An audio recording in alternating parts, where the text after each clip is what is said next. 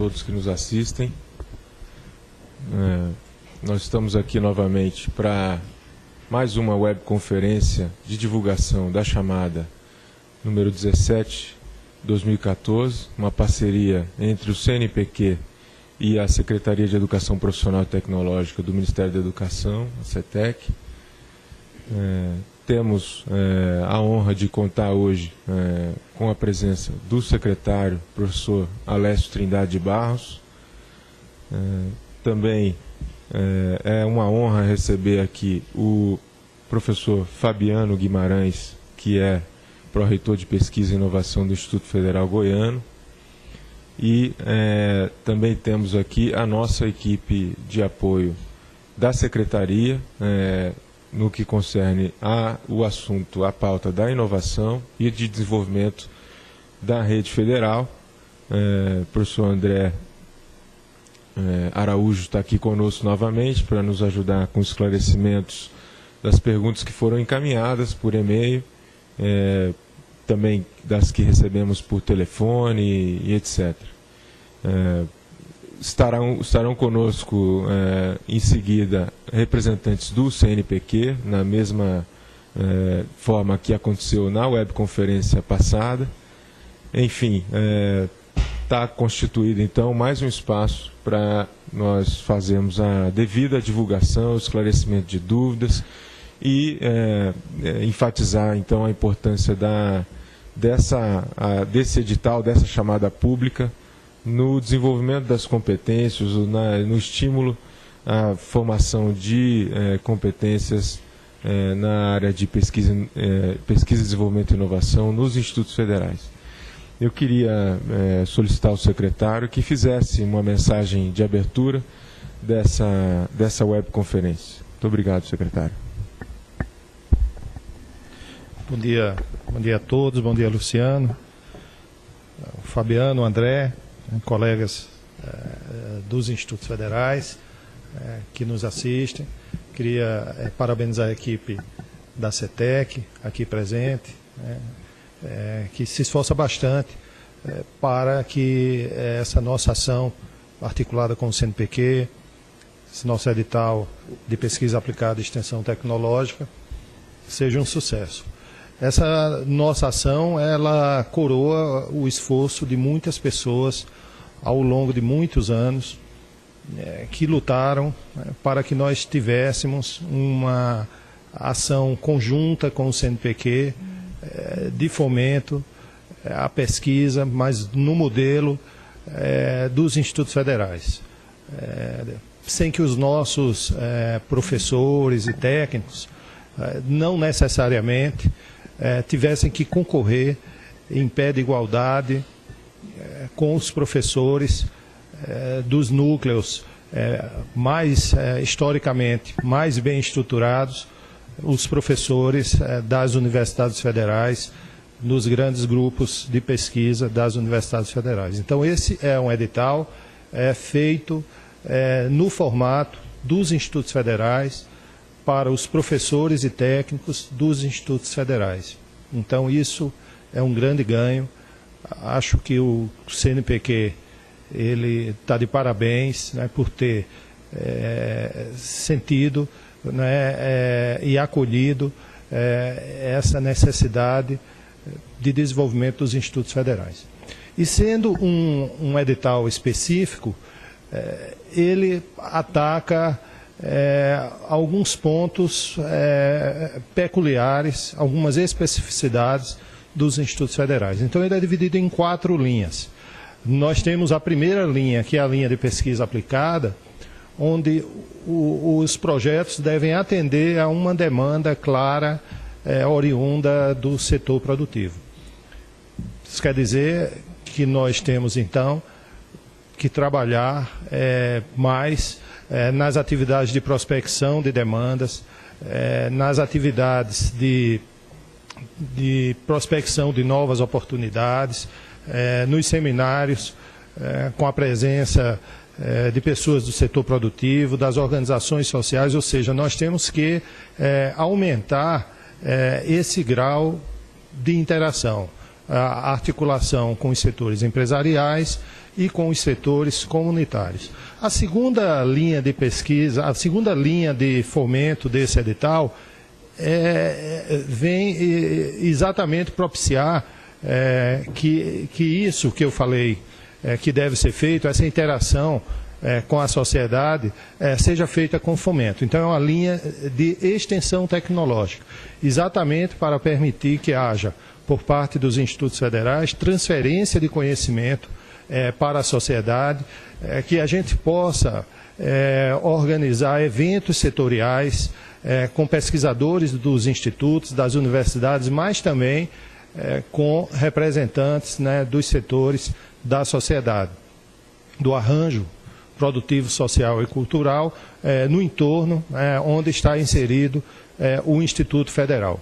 A terceira linha, ela fomenta a articulação entre o projeto pedagógico dos nossos cursos técnicos e tecnológicos com a prática do mundo do trabalho.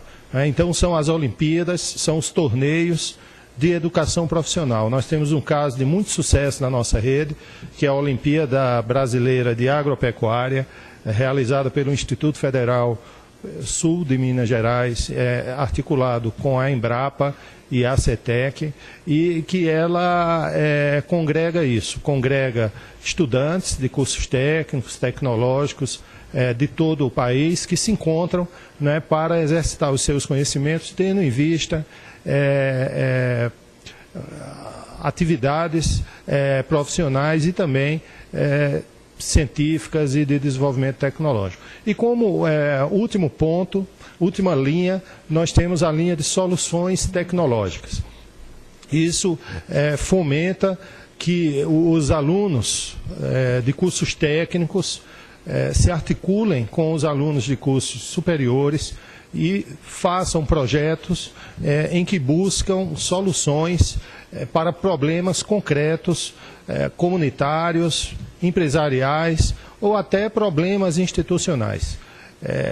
Criem produtos, criem soluções, exercitem essa competência, né? Transfiram o seu conhecimento para produtos e processos concretos articulados a demandas da sociedade. Digamos que esse é onde o aluno de curso técnico ele faz a sua iniciação tecnológica, onde posteriormente vai poder avançar para projetos mais concretos. Mas não a CETEC lançou esse edital no ano passado, no montante de 20 milhões de reais. Nós temos aí em andamento um conjunto de pesquisadores e estudantes desenvolvendo seus projetos, né, ao longo desse ano, e estamos lançando esse edital esse ano no montante de 40 milhões de reais. E queremos continuar anualmente fomentando a rede federal nessa agenda conjunta com o CNPq. Mas não é só isso.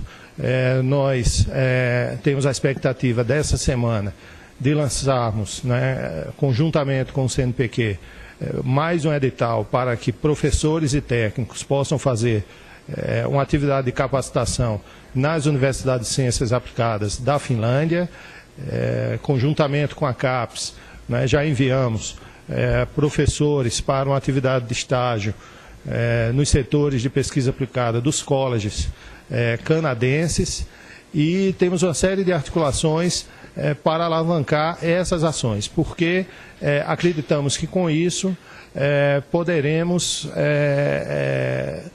em tempo mais rápido, consolidar o conceito dos institutos federais como um arranjo institucional que dialoga com a sociedade, com as políticas públicas e que, a partir daí, contribui fortemente para o desenvolvimento socioeconômico da localidade no qual está inserido. Então, queria cumprimentar a todos, parabenizar a todos e desejar que tenhamos uma boa webconferência. Muito obrigado, secretário. Suas palavras são estimulantes para todos nós da CETEC e também, eu tenho certeza, para todos os servidores da rede federal que se engajam nesse projeto e vão saber utilizar essa chamada como realmente um instrumento de propulsão das nossas competências nos institutos federais. Eu queria dizer que nós temos aqui, então, a honra de receber o Dr. Círio Delesópolis, do CNPq, é o nosso principal interlocutor no CNPq para fins de continuidade das parcerias de pesquisa e inovação com a rede federal. Ele chegou e também vai participar conosco dessa webconferência. Eu gostaria de saudar, então, a presença do professor Fabiano Guimarães. Ele é pró-reitor de Pesquisa e Inovação do Instituto Federal Goiano e é o coordenador do Fórum de Pró-Reitores de Pesquisa e Inovação do CONIF. E aproveito, Fabiano, para agradecer ao CONIF, em teu nome, lembrando também o nome do presidente do CONIF, o professor Luiz Caldas, agradecer a parceria do CONIF na gestão dessas chamadas e tantas outras iniciativas que a CETEC, em conjunto com o CONIF, tem construído para o desenvolvimento da nossa rede federal. Gostaria que você pudesse fazer uma saudação para todos aqui, por favor.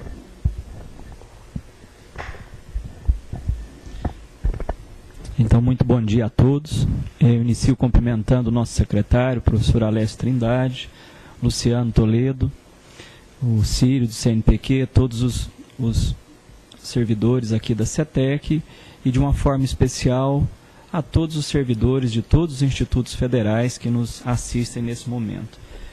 Falar dessa chamada do edital 17 do CNPq, 17/2014, assim como ocorreu o 94/2013, para mim, é falar do que eu acredito ser o principal marco que nos firma realmente como institutos federais. Ele não pode não ser o principal, mas ele faz parte de um dos 3, 4 principais marcos que realmente nos gabarita para realmente cumprir a lei de criação dos institutos federais. Então, eu fico muito empolgado e agradeço muito a CETEC por esta que eu chamo de ser uma das maiores conquistas depois de criação dos institutos federais. Eu sempre digo que, Alessio, que a CETEC, ao bolar, ao planejar, junto com o CNPq, um edital desta natureza, a CETEC ela tá indo muito mais além do que dar condições, melhorar as condições dos institutos federais em realizar uma pesquisa aplicada, em realizar uma aula prática. Por que disso? Porque isso tem um efeito pedagógico, Alessio. A CETEC está estimulando, e não tem nada como melhor para estimular via meritocracia. É uma mudança, há muito tempo, como que acontecia o repasse de recursos. Era o reitor mais esperto, que vinha a Brasília, era o que fazia um lobby maior. Isso não, isso é por meritocracia. E outra coisa de extrema importância. O nosso pesquisador, como já foi mencionado pelo nosso secretário, está concorrendo entre nós dos institutos federais, porém, com a chancela importantíssima do que hoje é a maior agência de fomento do Brasil e que eu não consigo imaginar a pesquisa, até pouco tempo mais a pesquisa básica, agora também a pesquisa aplicada, que é o CNPq. Então, o nosso professor que tiver um projeto de pesquisa aprovado nessa chamada 17, ele também está recebendo uma chancela do CNPq, está melhorando o seu currículo para concorrer a N outras chamadas do CNPq, da FINEP, da CAPES, de várias outras agências de fomento. Então, Alessio, por isso que eu falo que para mim é o marco da criação, da afirmação dos institutos federais na nova legislação, a legislação que nos cria, essa chamada 17, por conta principalmente desse efeito pedagógico que tem para os nossos jovens docentes. Costumo dizer também, um projeto aprovado, projeto que seja de extensão ou pesquisa aplicada, aprovado nessa chamada, que seja de R$10 mil, por exemplo, ele tem esse efeito de gabaritar o nosso pesquisador a concorrer várias outras chamadas. Então, ele é de extrema importância. Gostaria de chamar a atenção um segundo ponto, que um bom pesquisador, ele não pode ficar só na pesquisa. O que eu quero dizer com isso? Essa chamada do CNPq permite que um bom pesquisador ou um bom grupo de pesquisadores, nós professores, os servidores técnicos administrativos dos institutos federais, possam submeter a 2 projetos de pesquisa. Isso é muito interessante. Então, um bom pesquisador tem que fazer também extensão e vice-versa. Então, eu peço para que aquele grupo de pesquisa que tenha condições submetam projetos tanto nas linhas de geração de inovação, A1 ou A4, e também a de extensão tecnológica. Isso é possível, pode ser feito e deve ser feito. Todos nós vamos ganhar com isso. O professor Alessio mencionou muito bem, mas eu também gostaria de falar muito rapidamente sobre esse assunto, a importância de nós, dos institutos federais, ficarmos mais atentos à realização de algum tipo de evento, um café da manhã com o setor produtivo, ou um evento de extensão tecnológica. Ou seja, nós precisamos apertar um pouco mais os passos no sentido de mostrar para a comunidade que os institutos federais têm uma grande capacidade de resolver problemas, de gerar tecnologias, de fazer extensão tecnológica. Então, e isso nós só vamos conseguir se a gente conseguir mostrar para a sociedade qual é a nossa capacidade de trabalho, o nosso papel, e mostrar que nós estamos muito atentos a tudo isso, estamos à disposição do setor produtivo, e fazer isso cada vez mais de uma forma mais profissional. Eu sei que é difícil, nós estamos no início, mas se a gente começar a nos atentarmos para esse fato, a gente consegue chegar rapidamente. Em nome do FORPOG, para finalizar, eu agradeço sinceramente, Alessio, a CETEC, agradecendo a você, estendido a todos os servidores aqui da CETEC, a forma com que vocês têm trabalhado, Alessio.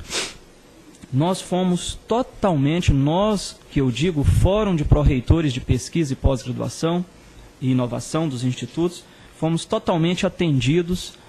Nós fomos procurados, na reunião, na 17ª reunião do fórum que aconteceu aqui em Brasília, a CETEC foi apresentar esse edital em construção, não só o FORPOG, como os pró-reitores presentes, em mais de um momento, por e-mail, eles fizeram várias sugestões a esse edital, e elas foram todas contempladas. Então, se ele tem falhas, todos nós estamos juntos nisso aqui, todos nós demos palpite, todos nós contribuímos em vários momentos. Então, também desejo que nessa manhã nós tenhamos uma excelente reunião e consigamos esclarecer várias dúvidas. Obrigado a todos.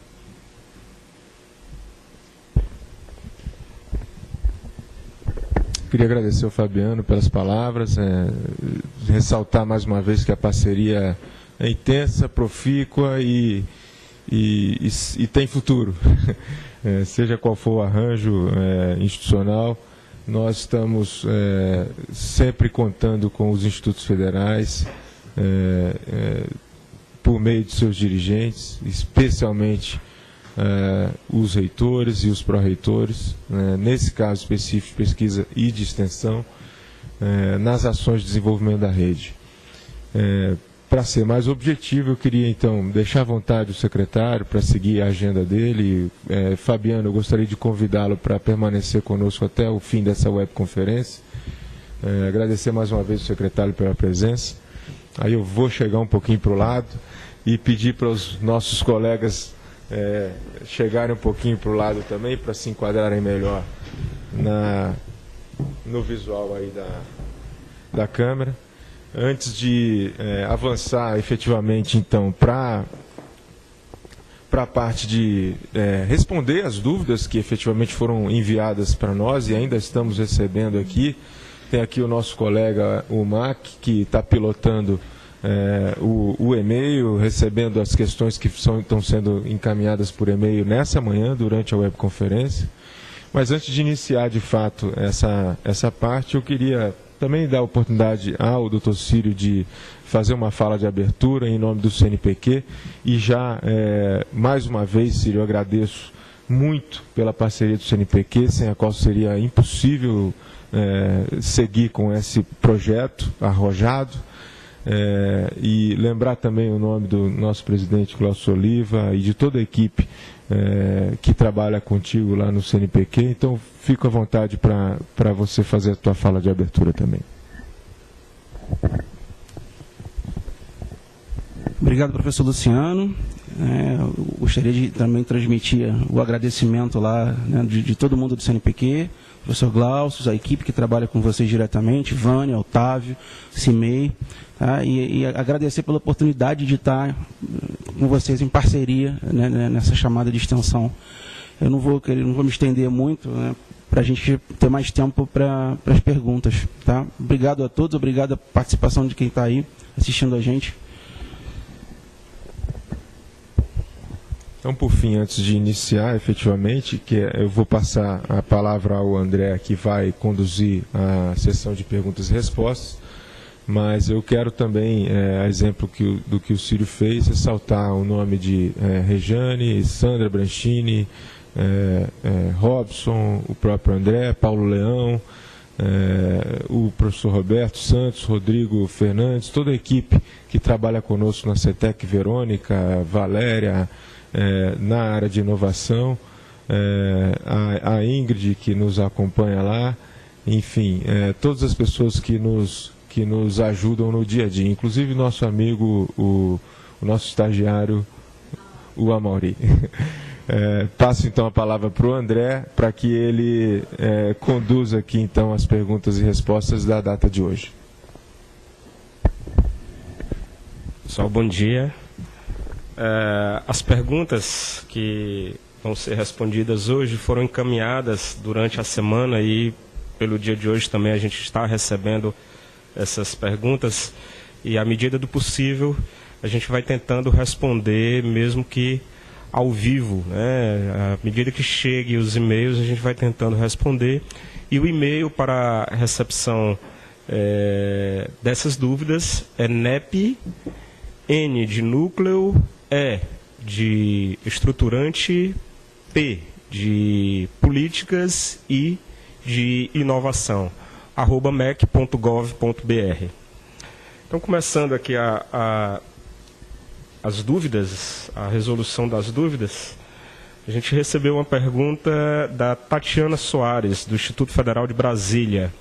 E ela pergunta se dentro das linhas da chamada há alguma que contemple atividades de capacitação de pessoal a partir das demandas da instituição parceira. Sim, tá? Existe a possibilidade de esse tipo de atividade estar sendo contemplado pelo edital, e a gente observa que isso é uma atividade típica da extensão, tá? Então, Tatiana, a gente sugere que, ao escrever o seu projeto, você escreva para a linha 2 da chamada. Continuando as perguntas, a Flávia Couto, do Instituto Federal do Sudeste de Minas Gerais, pergunta se podem ser submetidos projetos na linha 3 para participação em Olimpíadas de Conhecimento. Esta competição é aberta à participação de institutos federais? Sim, desde a competição deste ano, foram 10 equipes dos institutos federais que participaram das Olimpíadas de Conhecimento, além do que foram abertas novas provas na Olimpíada de Conhecimento para atender uma demanda dos institutos federais na área de agropecuária, tá? Com 3 novas provas, e essas provas foram, inclusive, coordenadas pelos próprios institutos federais. Então, é possível, sim, Flávia, a participação dos institutos federais nas Olimpíadas do Conhecimento, e pode ser, inclusive, colocado um projeto para essa linha. Só ressaltar um aspecto em relação a esse ponto. A partir de 2014, então, por meio do alinhamento que o MEC fez com o Senai, nós temos a participação dos institutos federais competindo nas Olimpíadas do Conhecimento, inclusive com a possibilidade de, uma vez tendo um bom desempenho no evento da Olimpíada do Conhecimento, ter equipes dos institutos federais classificadas para participação na World Skills. Vocês sabem que a Olimpíada do Conhecimento é um evento que no Brasil classifica equipes de competição de conhecimentos para a World Skills, que acontece a cada 2 anos em diferentes lugares do mundo. Na edição passada, ela aconteceu em Leipzig, na Alemanha, e no próximo ano nós teremos o evento do World Skills acontecendo no Brasil. Vai ser em São Paulo, no mês de agosto. Então, já chamando a atenção também, aproveitando a oportunidade de chamar a atenção para as pessoas que queiram conhecer de perto um evento da magnitude do World Skills, que participem, fiquem atentos ao evento que vai acontecer no Brasil no próximo ano, no mês de agosto, em São Paulo, no IMB. Então, dando continuidade às perguntas, a Flávia continua na mesma linha e ela pergunta se, para a mesma linha 3 de Olimpíadas, cujo foco sejam competições de outras áreas de conhecimento, tais como Olimpíadas de História, Olimpíadas de Física, Olimpíadas de Matemática e demais similares. Ela pergunta se é possível fazer um projeto para treinamentos de equipe para esse tipo de Olimpíada. A ideia dessa linha é que seja direcionado para competições de conhecimentos e competências técnicas de abrangência regional, nacional e internacional. Então a gente acha que não seria interessante colocar para Olimpíadas de Conhecimentos Gerais e sim para Olimpíadas de Conhecimentos Técnicos.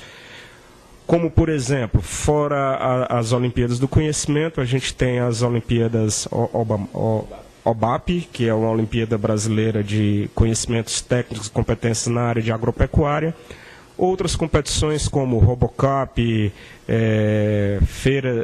competições de robótica, dentre outras, que também estão dentro do conceito da chamada. Então, acho que a gente tem... Talvez essa seja uma linha que demande mais esclarecimento, isso é o motivo das minhas interrupções. Peço desculpa ao André, mas na medida em que nós, da Rede Federal, Fabiano, visualizemos a importância das Olimpíadas de Conhecimento ou das competições de ocupações profissionais para os nossos institutos, nós podemos, inclusive, criar os nossos próprios eventos, né? Nós podemos estimular o desenvolvimento de competições em outras linhas específicas, se assim julguemos necessário, até para que nós nos qualifiquemos melhor para as etapas regionais da própria Olimpíada do Conhecimento, visualizando aí a participação na etapa nacional da Olimpíada do Conhecimento e a seleção de equipes World Skills. Então, é uma cadeia de eventos que pode nos levar a alcançar resultados de projeção dos nossos estudantes e, por que não dizer, das nossas instituições em nível nacional ou mesmo global.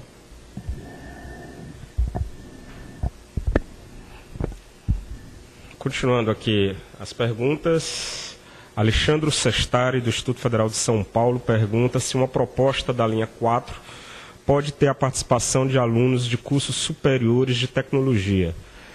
Sim, tá? Não é vedada a participação de alunos dos cursos superiores de tecnologia na linha 4, desde que haja participação de pelo menos um aluno do curso técnico nessa linha. Então, é até interessante nós colocarmos essa questão de integração entre alunos dos cursos técnicos e dos cursos superiores de tecnologia dentro de uma mesma equipe, já que isso é muito importante para a formação dos nossos alunos de curso técnico. Para as linhas, a Flávia Couto, do Instituto Federal do Sudeste, pergunta se para as linhas 1 e 4, os projetos aprovados têm a obrigatoriedade de gerar produtos ou processos passíveis de proteção de propriedade intelectual. Tá? Nada na chamada diz que é obrigatório a geração da propriedade intelectual. Isso vai depender muito do projeto e do tipo de projeto que esteja sendo executado pelo Instituto. Tá? Se, por um acaso, o Instituto Federal está executando um projeto que tem a possibilidade de geração de propriedade intelectual, é claro que é interessante que seja gerado essa propriedade intelectual e que o Instituto Federal, ouvido o seu núcleo de inovação tecnológica, dê encaminhamentos apropriados para as questões de propriedade intelectual relacionados às divisões de titularidade entre Instituto Federal e instituição demandante parceira. Peço mais uma vez desculpa pela sequência de interrupções. É um adendo que eu gostaria de fazer, Fabiano, em relação à propriedade intelectual. Uma opinião pessoal, mas eu acho que é pertinente diante do que nós temos visto em instituições similares às nossas, mundo afora. Há que se ter bastante cuidado com o nível de exigência de participação de propriedade intelectual nos projetos. Primeiro aspecto a propriedade intelectual deve ser negociada projeto a projeto. Não deve ser... a sugestão é que não se tenha uma regra geral de divisão de competências ou mesmo de retribuições relativas aos projetos no que se concerne à propriedade intelectual. E um outro aspecto muito importante, é preciso graduar esse nível de exigência no sentido de não afastar o interesse do parceiro institucional, né? O Instituto Federal tem a autonomia ele deve negociar no sentido de garantir a parte que ele toca no processo de desenvolvimento de uma tecnologia, mas eu gostaria de dizer a vocês que não é atribuição do Instituto Federal comercializar a tecnologia. Quem comercializa a tecnologia é a empresa. Quem comercializa a tecnologia é quem está no mercado de trabalho. Se, porventura, a tecnologia diz respeito à área finalística do Instituto Federal, é super pertinente que a participação seja intensificada nessa medida.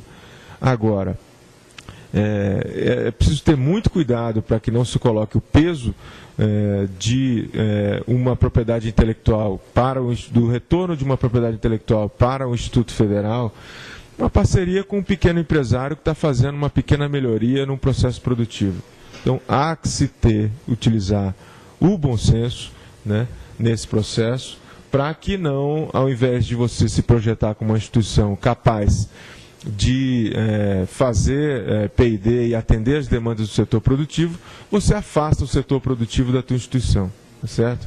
É um lembrete importante que eu acho que cada vez mais nós precisamos, na rede, nos atentar para ele.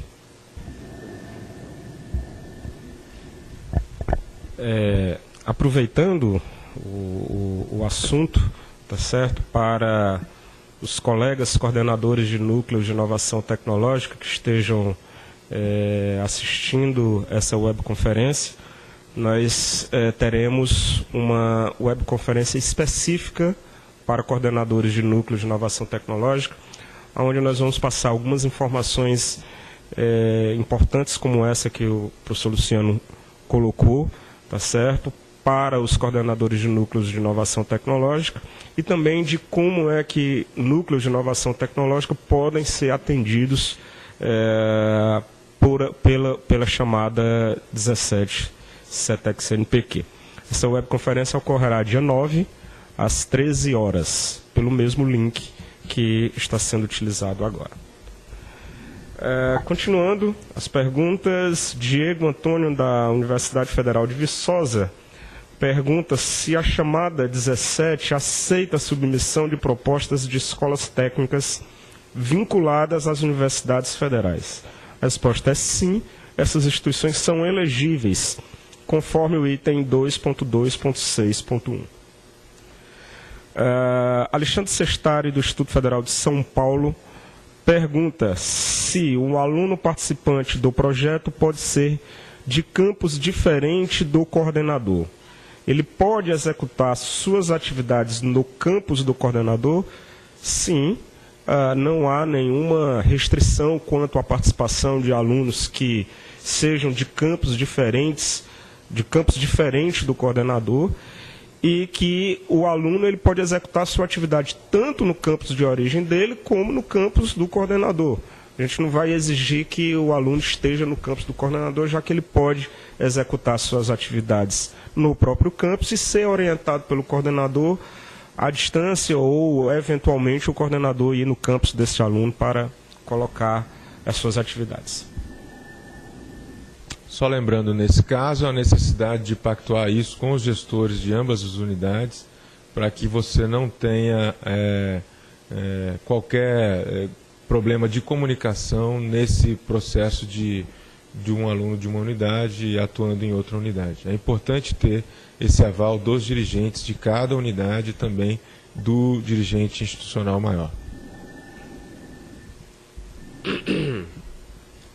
Uma pergunta recorrente que nós temos recebido pelo e-mail do NEP, nep@mec.gov.br, fala sobre a possibilidade de um servidor que está afastado para capacitação ou realização de cursos de pós-graduação participarem da chamada como proponente.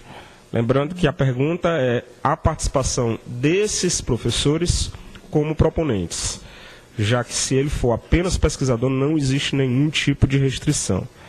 O item 2.2.4.1 define os requisitos para ser proponente de um projeto, cuja apresentação estará condicionada à anuência da instituição para cada projeto. Então, isso é uma negociação que tem que ser feita entre o professor que está afastado e o seu dirigente para resolver esse tipo de problema. André, eu gostaria só de fazer uma colocação relacionada a essa pergunta da Gláucia.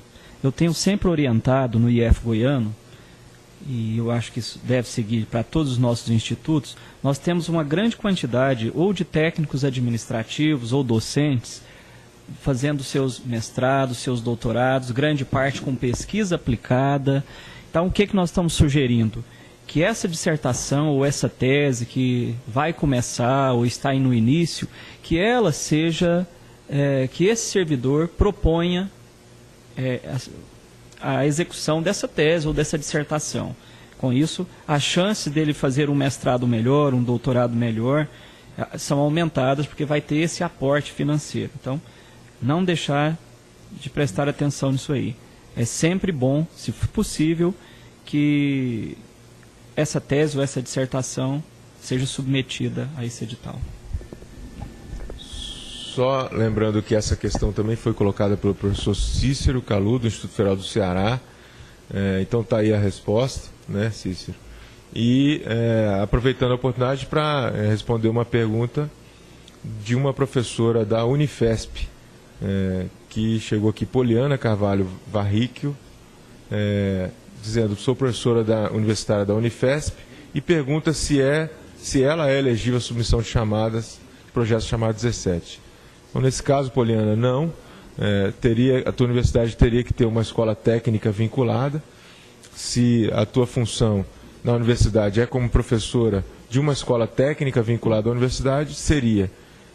Pelo que eu percebo aqui, não é o caso. Então, para essa chamada, você deveria procurar um parceiro institucional no Instituto Federal de São Paulo, que imagino que seja a instituição mais próxima, e por meio dele submeter o teu projeto a essa chamada. E isso sim é perfeitamente possível. O Círio ele tem uma observação relacionada a essa questão sobre o afastamento. Vou passar aqui para o Círio colocar as posições dele. É importante colocar que, se você estiver afastado das suas atividades, para para atividade, por exemplo, um doutorado ou um pós-doc ou qualquer coisa, você pode participar do projeto, entendeu? Com o seu conhecimento, participar da equipe do projeto, mas ele não pode ser o proponente da proposta, entendeu? Porque você está afastado, o professor que está na capacitação dele, ele está afastado com o foco dele em outras atividades. Mas como o professor colocou lá, o trabalho do doutorado dele pode estar relacionado com o projeto e ele pode atuar sim no projeto, mas ele não pode ser o coordenador do projeto, aquele cara que submete a proposta na plataforma Carlos Chagas. Entendido isso, tá? Ratifico tudo que ele falou. Eu acho que foi dirimido todas as dúvidas relacionadas à questão do professor afastado. Então podemos dar prosseguimento às outras questões.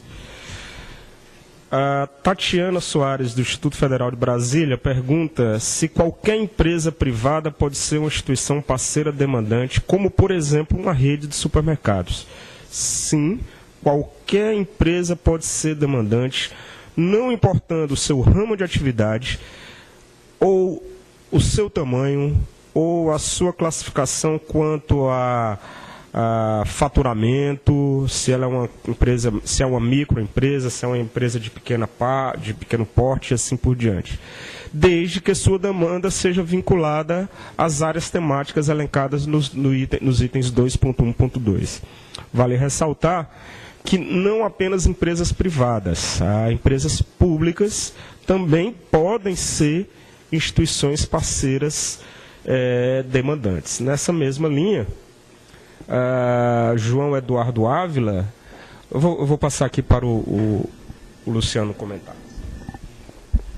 Olha, o João Eduardo Ávila, do Instituto Federal do Espírito Santo, faz a seguinte pergunta: se a empresa júnior pode ser considerada como uma instituição parceira demandante. Olha, em tese sim. A empresa júnior é, de fato, uma associação da sociedade civil, né? Ela não se constitui formalmente como uma empresa, né? Ela se constitui como uma OCIP ou uma ONG. Pode, desde que faça o aporte da contrapartida de maneira que está preconizada na chamada. Eu sugeriria que fosse pensado a estrutura da empresa júnior não como uma empresa, mas como uma ponte para incentivar o empreendedorismo no estudante. Nesse caso, a sugestão ficaria de que a empresa júnior buscasse um parceiro no mundo empresarial e, por meio desse parceiro, o projeto fosse constituído, né? Seria mais interessante em todos os aspectos, principalmente sob o ponto de vista da formação do aluno nas ações de empreendedorismo. E também pergunta se o Sindicato dos Trabalhadores Rurais de Santa Teresa poderia ser o parceiro demandante. Pode sim, o sindicato pode ser o parceiro demandante do projeto, sem dúvida. E ele faz outra pergunta. Em relação aos beneficiados com o projeto, eles devem ser obrigatoriamente associados ou cooperados ou podem ser agricultores de um grupo não formal? Não, essa era uma questão que rondou as nossas mesas durante essa semana e não é possível atender os agricultores como pessoa física. É preciso que se tenha um CNPJ, isso é uma regra dada para o funcionamento do próprio CNPq para fins de captação de contrapartida. A sugestão é que nós façamos, então, a intermediação dos produtores rurais, que eventualmente sejam filiados ao Sindicato dos Trabalhadores Rurais, para que, por meio, então, do sindicato, você tenha a viabilização dos projetos desses agricultores familiares. Então, o sindicato, mais uma vez enfatizando, atuaria como instituição proponente, mas a demanda, de fato, está dada pelo agricultor familiar.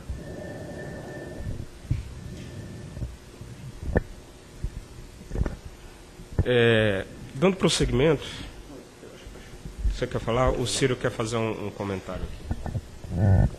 Na pergunta passada, foi citado ali prefeitura, o município. atentar para quê?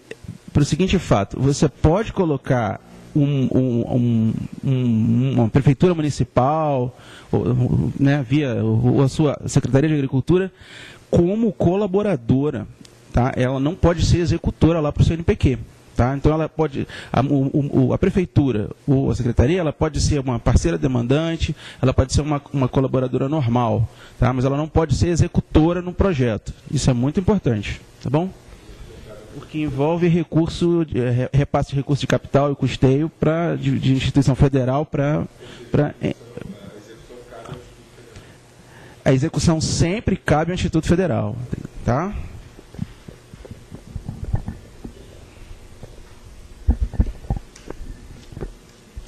Então, dando continuidade às perguntas,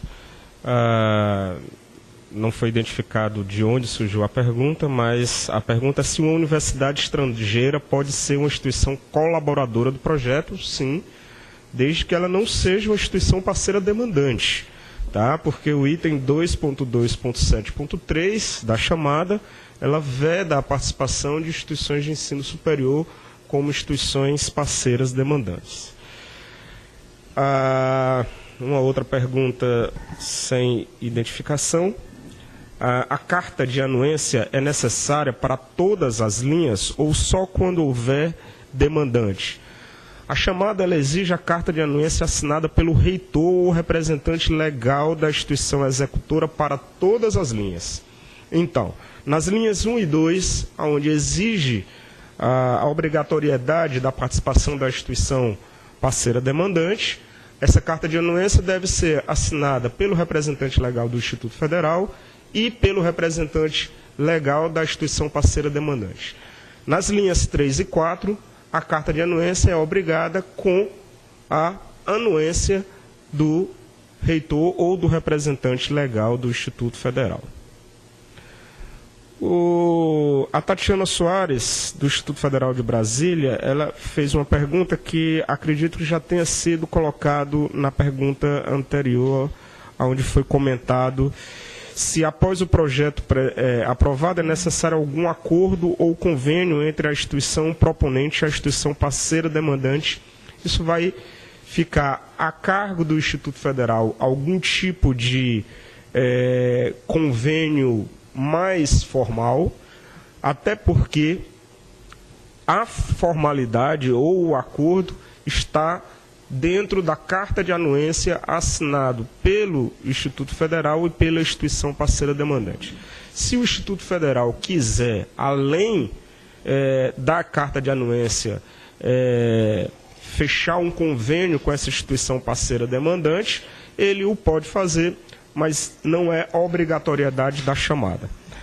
E ela pergunta também quais são os procedimentos internos da instituição proponente que devem ser realizados pelo coordenador do projeto aprovado. Isso vai depender de cada instituto federal, tá certo? Então ele deve entrar em contato com o seu diretor-geral, com o seu reitor ou com as pró-reitorias de pesquisa e extensão ou UNITS para informar quais são os procedimentos internos de cada um dos institutos federais.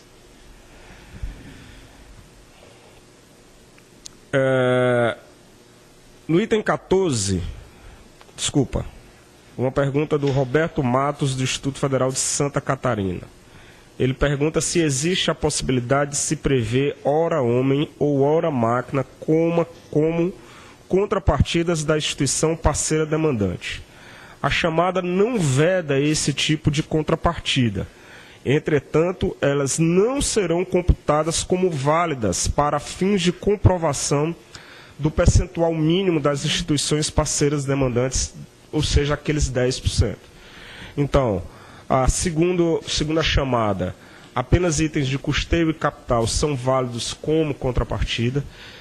Para fins de comprovação, a instituição parceira demandante ele vai ter que comprovar com algum documento fiscal de compra daquele produto, do custeio ou do capital que ele descreveu no item do projeto. E as horas homens e horas máquinas da instituição parceira demandante, ele até pode entrar na computação geral da contrapartida, desde que ultrapasse aqueles 10% mínimos exigidos pela chamada e que devem ser comprovados ao final do projeto pela instituição parceira demandante. André Viana, do Instituto Federal do Sul de Minas, ele pergunta, no caso da instituição parceira demandante, ser uma associação ou cooperativa que representa um setor social vulnerável economicamente e não tendo condições de oferecer a contrapartida mínima exigida para o projeto, os 10% do total solicitado. Ele pergunta se, nesse caso, a contrapartida poderia ser feita por outra instituição em nome da associação ou cooperativa, e a resposta é sim. Inclusive, as duas instituições podem entrar no projeto como instituições parceiras demandantes. A cooperativa ela entra como instituição parceira demandante, não oferecendo nenhuma contrapartida, e a outra instituição que vá aportar recursos em nome dessa instituição entraria também, colocando-se então todas as contrapartidas econômicas em nome dessa outra instituição que vai financiar essa associação ou cooperativa, dentro da linha do que já foi comentado aqui pelo Luciano, pelo Fabiano e pelo Ciro. Sandro Dias, do Cefet Minas, pergunta se a contrapartida da empresa demandante pode ser na forma de serviços. Se sim, como comprovar na prestação de contas do projeto? Na hipótese do item 2.1.5.1.b, é permitida a contrapartida na forma de serviços de terceiros, observadas as vedações no item 2.1.5.4 da chamada, desde que esses serviços não sejam realizados pela própria instituição parceira demandante, uma vez que deve ser comprovado despesas realizadas por ela a serviços prestados por terceiros. Adicionalmente, observar quais são as instituições que podem ser instituições parceiras demandantes.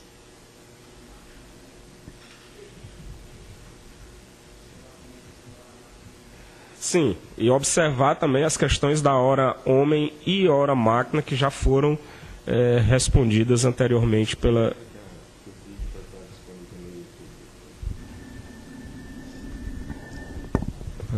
Na hipótese de algum comentário ter sido perdido durante a transmissão, por algum motivo, gostaria de tranquilizar a todos e dizer que a íntegra da chamada, ou dessa webconferência, vai ficar disponível pela internet, num canal que nós criamos no YouTube para a CETEC, e também no canal do CNPq no YouTube. Então as pessoas vão poder acessar e dirimir as dúvidas, rever o vídeo dessa chamada quantas vezes forem necessários, tá ok?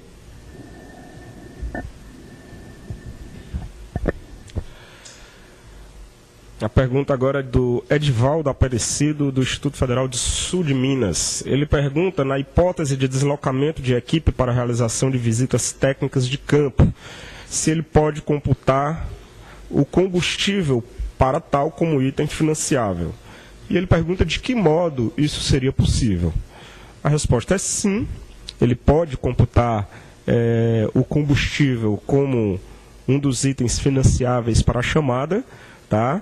E o montante referente ao combustível, ele deve ser lançado como item de custeio no projeto de pesquisa e acrescido ao valor total no formulário de proposta online.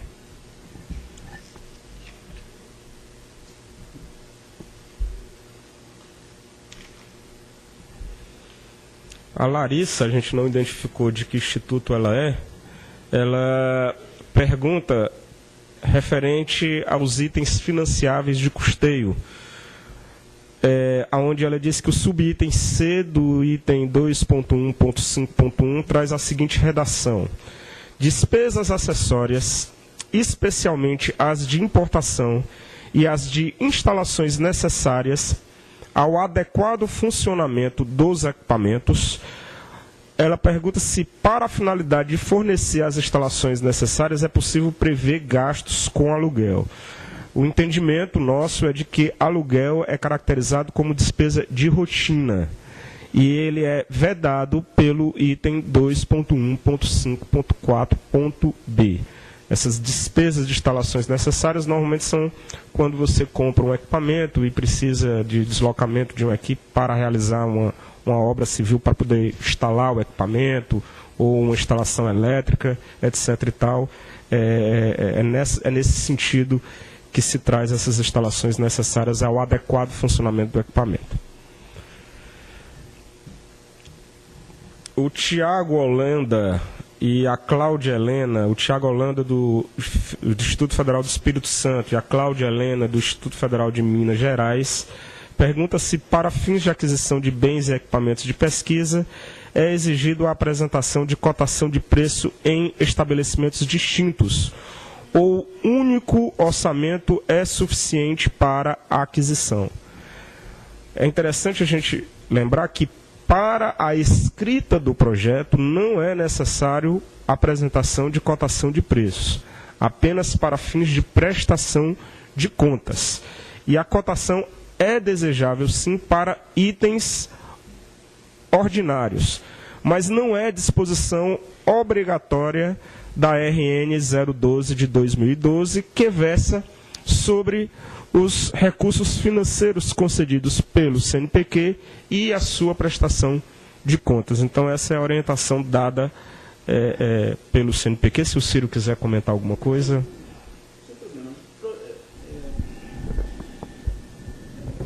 A RN 12 de 2012, ela fala especificamente de custeio, mas ela não se refere a capital, mas o entendimento é o mesmo. Agora, qualquer dúvida mais específica, vocês podem mandar um e-mail para o NEP ou para o atendimento lá do CNPq, que a gente, conversando aqui, a gente resolve, a gente tira a dúvida. Tá bom?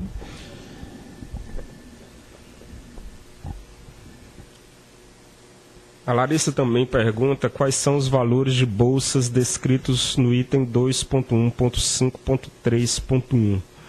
Os valores das referidas bolsas são normatizados pela RN 015 de 2010 e estão disponíveis no site do CNPq. Então, a gente orienta para que os nossos pesquisadores busquem a RN 015 de 2010 no CNPq, no site do CNPq. O Ciro quer fazer um comentário a respeito disso? Luciano também? Eu gostaria de alertar, ou melhor, de frisar, né, que aqui no item 2.7, né, das legislações mencionadas, você tem os links para todas as RNs. Entendeu? Basta você entrar lá e pegar o endereço na coluna da direita do quadro que tem lá. Tá? É isso.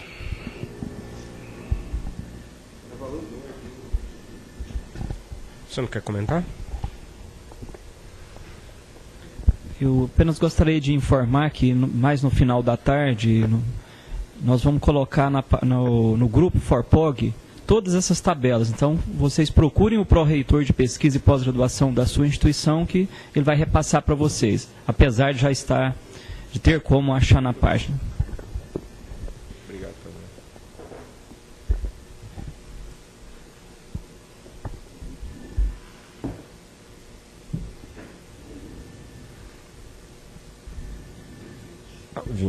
O Edivaldo Aparecido, do Instituto Federal do Sul de Minas, pergunta se as bolsas previstas pelo proponente devem ser orçadas no valor total do projeto ou serão pagas à parte em financiamento específico. O valor das bolsas deverá estar incluso no orçamento total do projeto e no formulário de propostas online. Caso contrário, eles não poderão ser pagos. Então, se você tem um projeto de R$100 mil, o valor das bolsas tem que estar dentro desse valor de R$100 mil. O Ciro quer fazer um comentário breve sobre essa pergunta. Bom, vamos lá. No formulário online de propostas, você não preenche com valores de bolsa. Você escolhe a bolsa, o nível e a duração. E o formulário de propostas calcula para você já o valor da bolsa. Tá? Então, não é preciso se preocupar em computar isso à mão. Tá? É isso que eu queria colocar.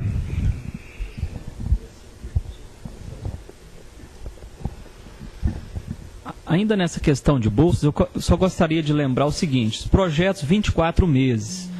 Um projeto orçado em torno de R$50 mil, dependendo da bolsa que pedir, já vai um bom percentual. Então, muitas das vezes, não precisa de pedir a bolsa por 24 meses, é até 24 meses. Seria 12 meses, talvez seja suficiente, que seja 18 meses, já economiza um pouco para sobrar para comprar material permanente, material de custeio.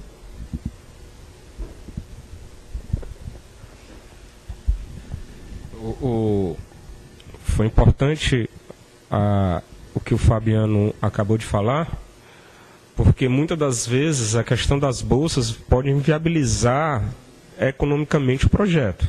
Nós temos projetos da faixa de R$55 mil, linhas 3 e 4, R$70 mil na linha 2, e se eu pegar 24 meses de uma bolsa de R$3 mil, já ultrapassou o teto de algumas linhas. Então é muito importante o que o Fabiano colocou, até para não inviabilizar economicamente o projeto. Então a ideia é que, por exemplo, o coordenador, ele não coloque 24 meses de bolsa para ele. Coloque 12 meses, 14 meses, até para que, principalmente nas linhas 3 e 4, nós tenhamos alunos trabalhando nessa chamada e que tem que haver recursos de bolsas para os nossos alunos, já que os nossos alunos são o principal foco dessa chamada. O Gilson Marcomini, do Instituto Federal do Espírito Santo, pergunta se o proponente que tiver mais de uma proposta aprovada em linhas distintas, ele pode receber uma bolsa para cada proposta aprovada.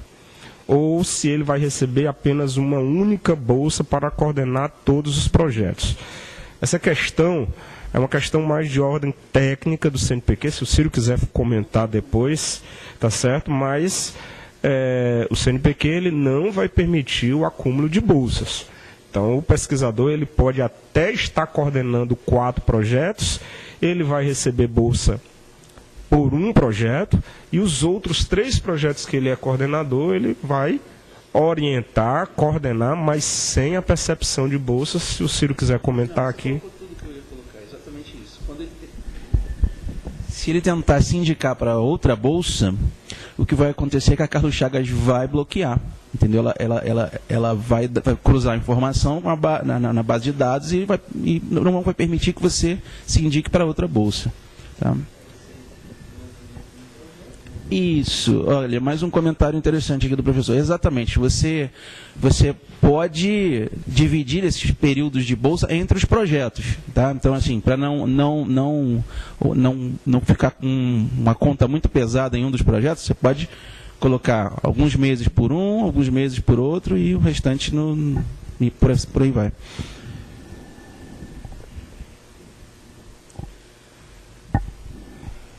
O Sandro Dias, do Cefet de Minas Gerais, ele pergunta se há um limite de quantidade de bolsas que podem ser alocados ao projeto, assumindo que estejam adequados ao orçamento.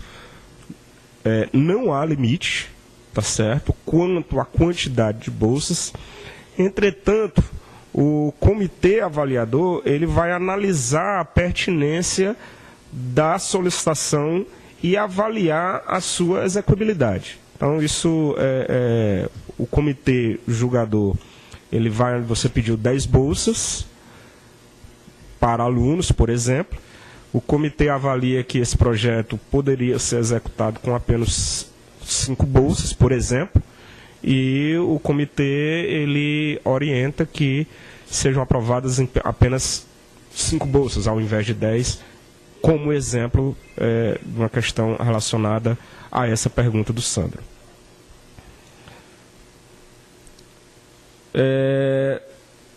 O Sandro Dias...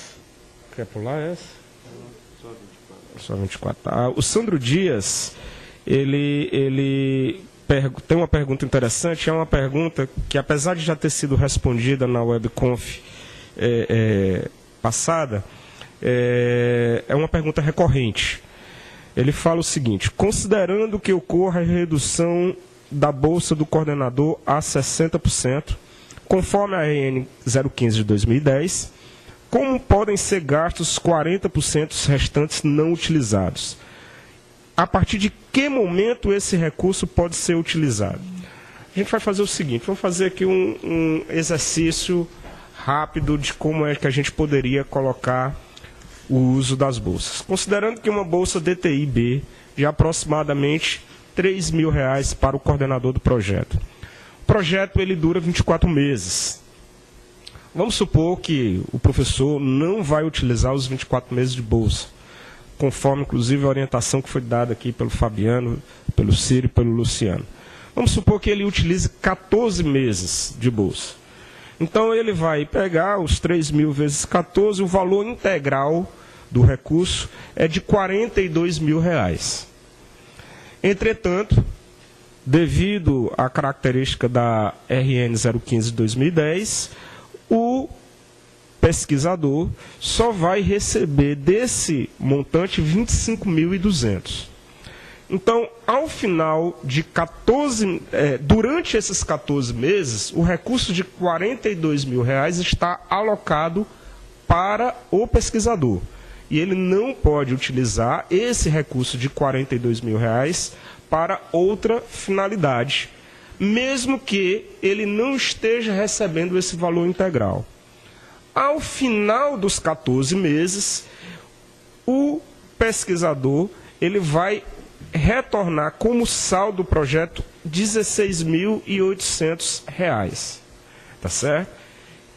Após o 14º mês, ele vai poder implementar uma outra bolsa, tá certo? E aí ele pode escolher qualquer tipo de bolsa, podendo ser uma DTI-B, mas pode ser uma ITI-A, uma ITI-B, uma XPA, uma XPB, outras DTIs, tá certo? Considerando esse valor de saldo. Então, vamos supor que esse valor de 16.800, eu tenho uma DTI-A, que é R$1.000 e poucos, é isso, Ciro? Exatamente. Então, ele poderia implementar, por exemplo, mais 16 bolsas DTI-A, observando, claro, o limite de tempo, de 24 meses. Então, ele não poderia colocar 16 de R$1.000, ele poderia colocar no máximo 10 de 1.000, a não ser que ele pedisse uma extensão desse projeto. Entretanto, observar que, nesse caso, na hora do preenchimento do projeto, ele só vai colocar os 14 meses da DTI-B. Mesmo que esse saldo ele implemente com outra bolsa, ele não vai considerar isso na escrita do projeto, o valor do saldo. Tá certo? O valor do saldo ele vai colocar após o 14º mês, fazendo uma justificativa ao CNPq. Vou passar aqui para o Ciro para ele fazer um comentário sobre essa questão. Bom, eu ratifico tudo que o professor André falou aqui, só que eu queria deixar bem claro o seguinte: a plataforma faz isso automaticamente, tá? Assim, você não mexe no saldo diretamente. Então, por exemplo, você tem uma bolsa DTI-B, você tem vínculo empregatício, você vai receber 60% dela. Quando você se indicar na plataforma, vai ser recolhido o saldo de 100% da bolsa. A partir do momento que você entrar na plataforma Carlos Chagas e cancelar essa bolsa, o saldo é retornado imediatamente. Entende? Era só isso que eu queria. E é importante, porque você tem um período, tá? As bolsas de fomento tecnológico, elas têm um período para serem implementadas para que você compute a bolsa do mês. Então é importante frisar que isso acontece automaticamente, porque quando você cancelar a sua bolsa, o saldo retorna e fica disponível para você indicar outra. Tá? É isso.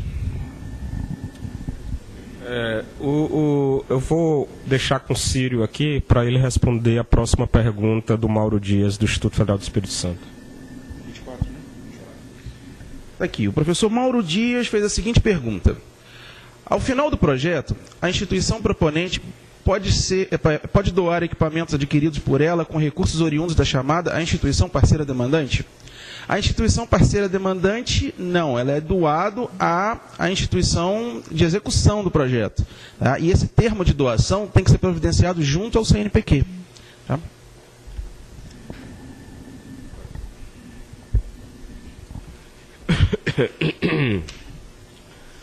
O Tarcísio Leitão, do Instituto Federal de São Paulo, ele pergunta como deve ser enquadrado o valor do financiamento do projeto nas faixas descritas nos itens 2.1.4.4.2.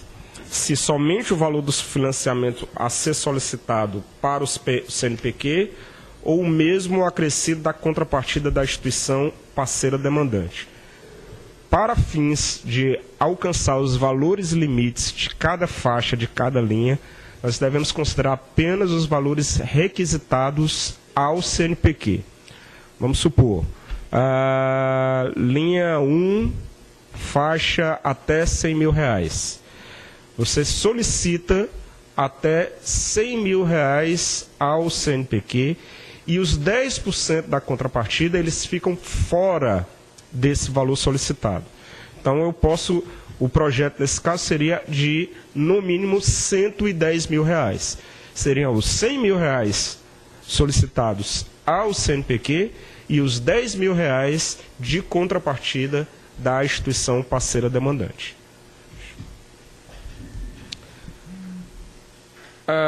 Lembrando, né, que os canais de comunicação, as videoconferências para essas chamadas, elas estão disponíveis no canal do YouTube e na página do CNPq, conforme já orientado pelo professor Luciano. Certo? Existem algumas perguntas que estão chegando agora pelo e-mail do NEP. A gente vai tentar responder aqui, na medida do possível, essas perguntas que estão chegando. Vamos lá. Dúvidas da linha 1 do professor Pedro Henrique, do Instituto Federal do Ceará, Campos Cedro. Ele pergunta, relacionado à linha 1, se deve existir obrigatoriedade de pagamento de bolsa para um aluno no projeto, ou esse pagamento pode ser oriundo de outra fonte ou de outro recurso. Entendo eu que isso deve ser, que o professor Pedro Henrique deve estar perguntando se a bolsa pode ser paga pela instituição parceira demandante. Nesse caso, eu não vejo problema nenhum de ser pago pela instituição parceira demandante. Mas é importante que os pesquisadores eles sempre possam envolver os alunos nesses projetos, tá certo? Então, ser pago uma bolsa para alunos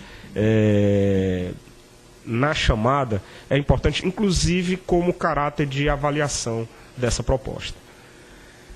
Deixa eu passar aqui para o Ciro.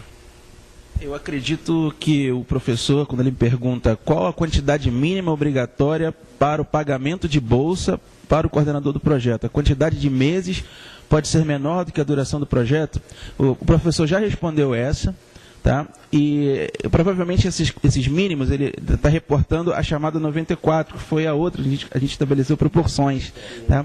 Nessa chamada não tem mais essa proporção, vale a proporção que você necessita, né? A proporção de recursos que você necessita para o projeto, de capital, custeio e bolsa. Você tem que colocar lá o que você precisa e justificar o que você está colocando, o que o professor André falou. Isso é muito importante, porque o comitê avaliador, ele vai olhar se o que está sendo solicitado é pertinente ou não. Tá? É isso que eu queria colocar. Obrigado.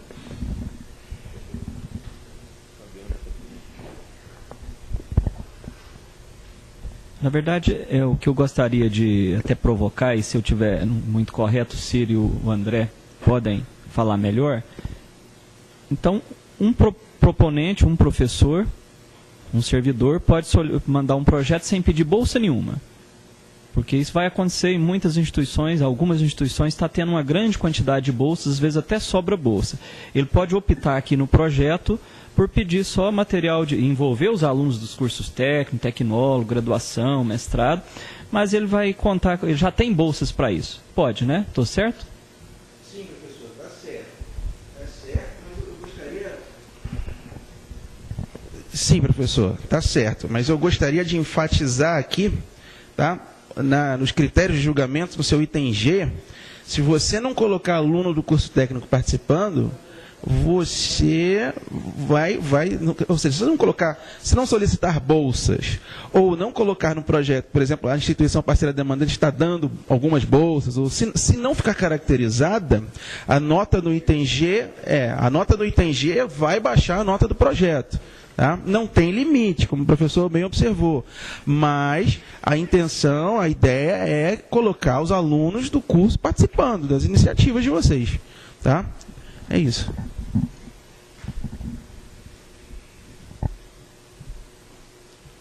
A professora Luciana Massucado, do Instituto Federal de Brasília, também colocou a seguinte pergunta: se na linha 1 é obrigatória a participação de estudante de nível técnico, é possível ter também, além de um aluno do técnico, outro de nível superior compondo a equipe? Essa pergunta, lembrando que a obrigatoriedade de alunos do curso técnico é apenas para a linha 4. Entretanto, é desejável, conforme o Círio acabou de comentar, contar critério de pontuação a participação dos alunos do curso técnico, certo? Então isso é importante. E ela pergunta também se somente o coordenador recebe bolsa ou demais pesquisadores também podem receber, e aí eu vou deixar o Círio responder essa pergunta. Essa é da professora... A professora Luciana, somente coordenador... Todos os participantes no projeto podem receber bolsa, não é só o coordenador do projeto.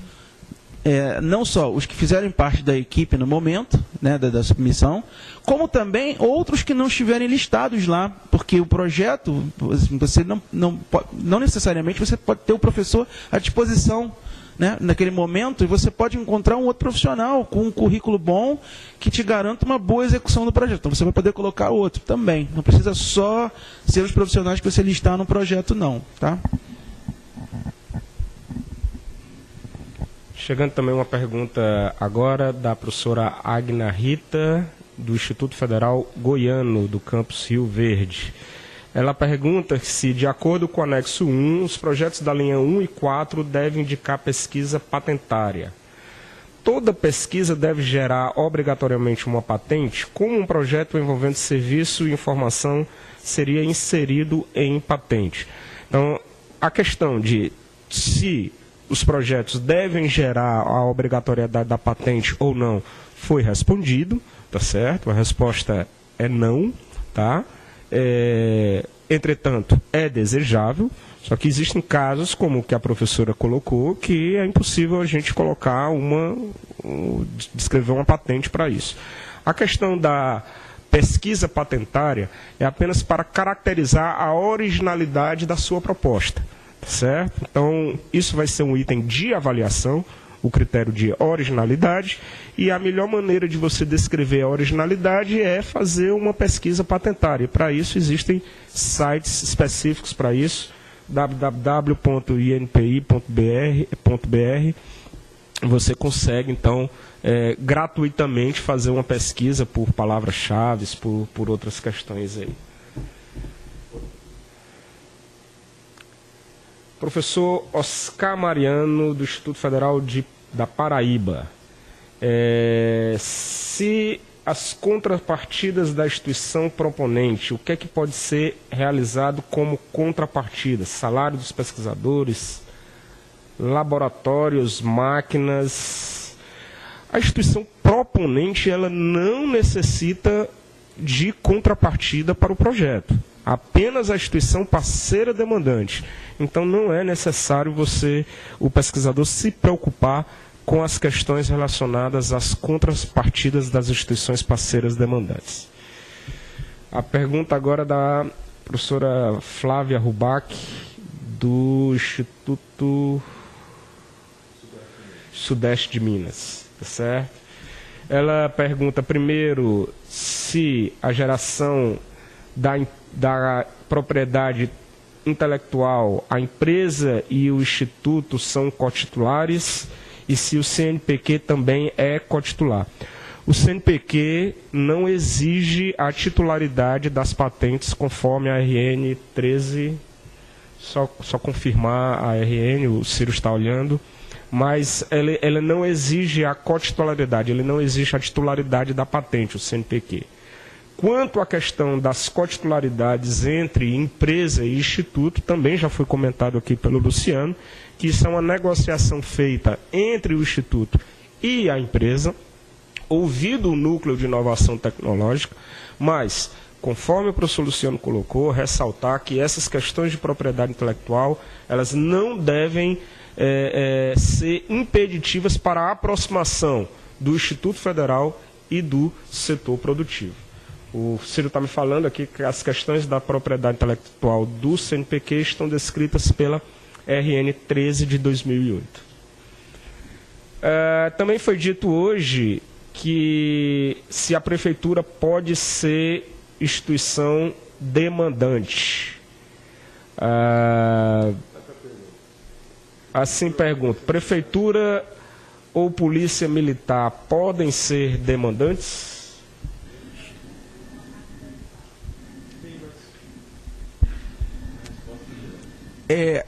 Essas instituições, elas só não podem ser executoras, tá? Elas entram como colaboradoras, na qualidade de colaboradora mesmo ou de parceira demandante, entendeu?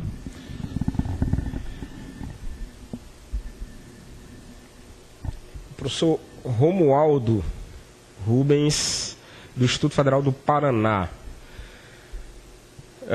O item 2.1.5.3, bolsas. Porém, não está claro a que tipo de bolsas os alunos terão direitos.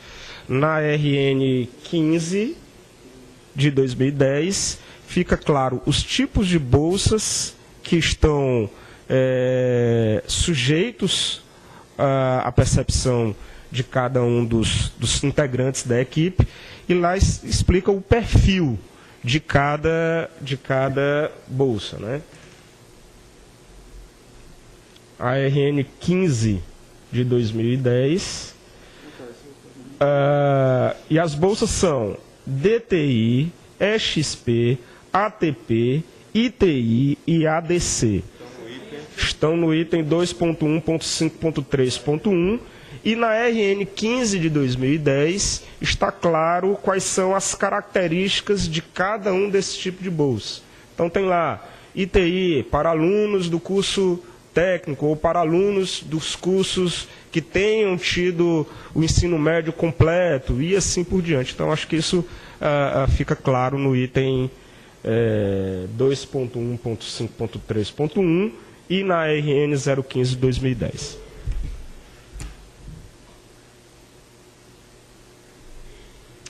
Ele pergunta também as questões das bolsas do coordenador. E diz que, conforme a RN 15, ambos são devidos àqueles com 2 anos de experiência em pesquisa e extensão, respectivamente.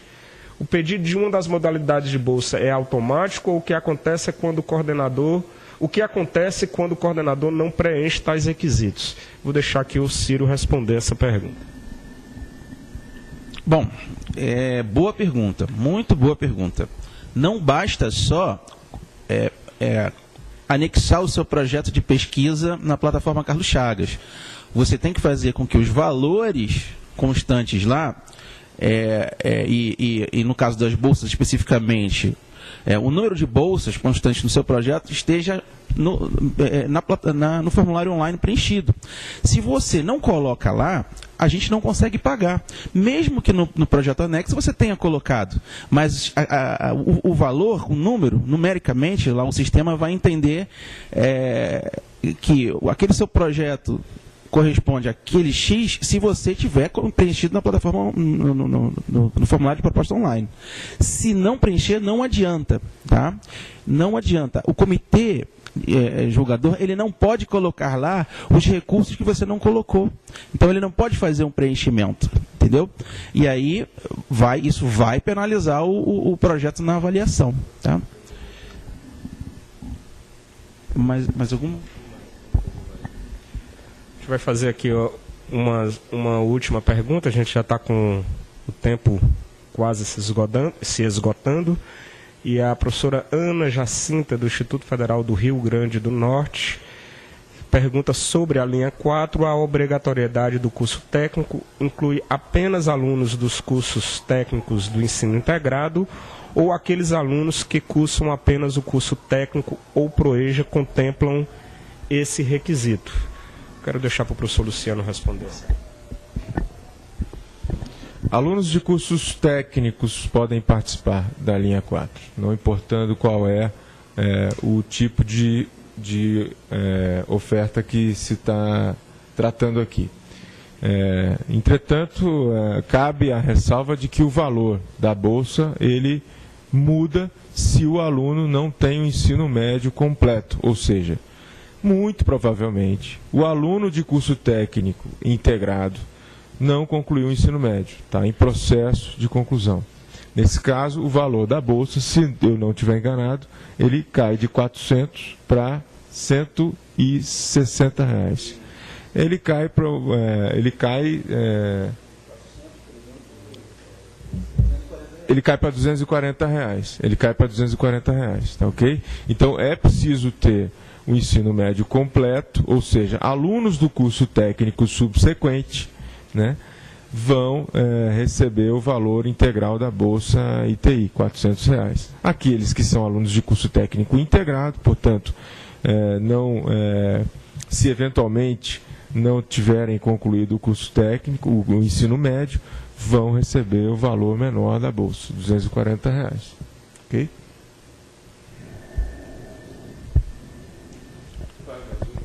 Fazendo mais uma pergunta, a gente... Então, vamos fazer mais uma pergunta.